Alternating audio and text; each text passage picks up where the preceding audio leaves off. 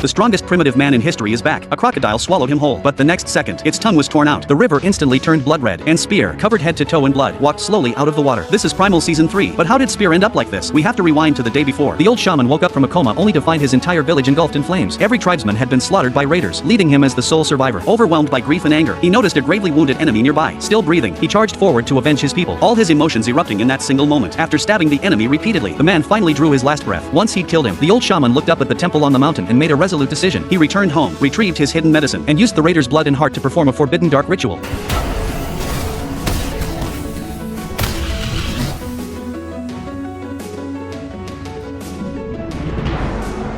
Then he held the heart aloft to the sky. A bolt of lightning struck, and the ritual was complete. He ventured into a cave covered in ancient primitive paintings, his gaze unwavering. The old shaman used the cursed heart to resurrect a corpse.